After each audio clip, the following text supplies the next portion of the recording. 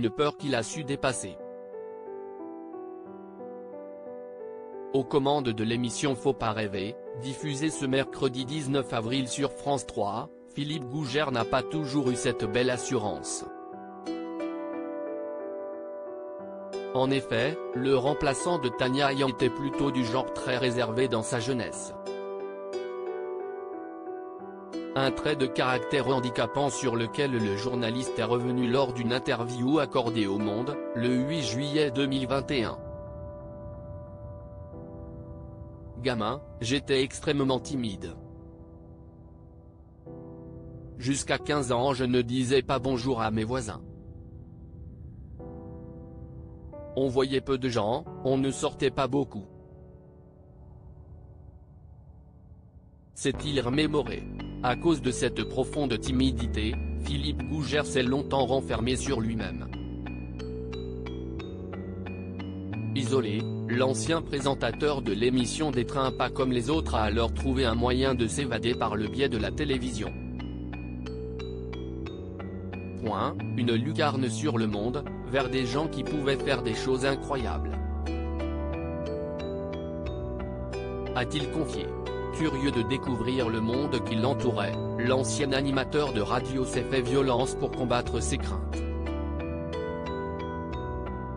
J'ai lutté contre moi-même, a-t-il assuré. Et ses efforts se sont avérés gagnants. Aujourd'hui, Philippe Gougère partage les moindres aspects de chacun de ses voyages à un grand nombre de téléspectateurs. Une mission qui lui tient tout particulièrement à cœur. Je suis là pour montrer qu'il y a des choses belles partout, que des gens se débrouillent pour avancer malgré tout, c'est cela qui me passionne, a-t-il conclu auprès du quotidien. Cela ne fait aucun doute, Philippe Gougère tient une belle revanche sur son passé. Philippe Gouglet, un journaliste à la carrière atypique. Philippe Gouglet ne s'attendait certainement pas à vivre une telle aventure à la télévision. Et pour cause, ce natif de Besançon ne se prédestinait absolument pas à une carrière dans le journalisme. Après le lycée, il s'est tourné vers des études scientifiques. C'est ainsi que Philippe Gouglet a décroché une licence d'astronomie ainsi qu'une maîtrise en informatique. Cependant, le destin avait prévu autre chose pour lui.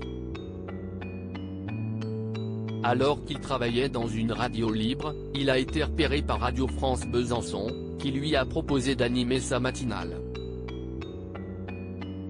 Après avoir fait ses premières armes sur les ondes, le journaliste a fait son bonhomme de chemin à la télévision dans les années 1990.